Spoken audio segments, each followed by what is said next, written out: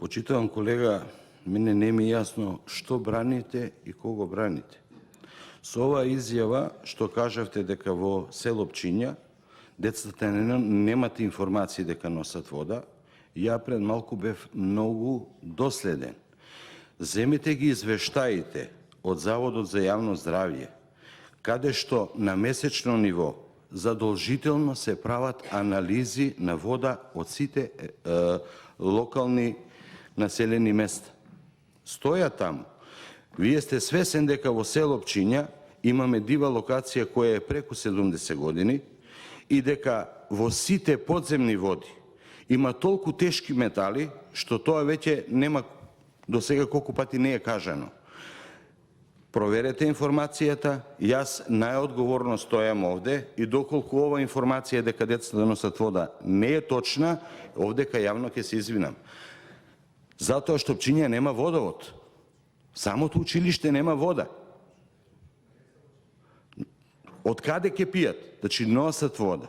А и таа вода што ја носат од дома е неквалитетна. Полна е со тешки метали.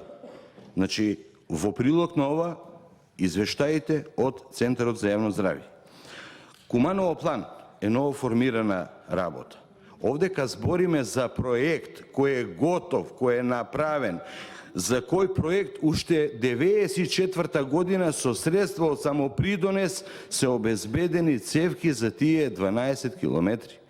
Не зборам, камен темелник е ставан, цевковот е ставан во кругна фабрика шамни цеви. Проверете си го ова информација, проверете ја. Ја може би во овој парламент нема да бидам запомнат како човек кој многу зборувал, ама како човек кој кога излегол со факти кои се необорливи. Куманово план и главниот глагол кој ќе биде запаметен за владење на СДСМ, ке е далечно идно време.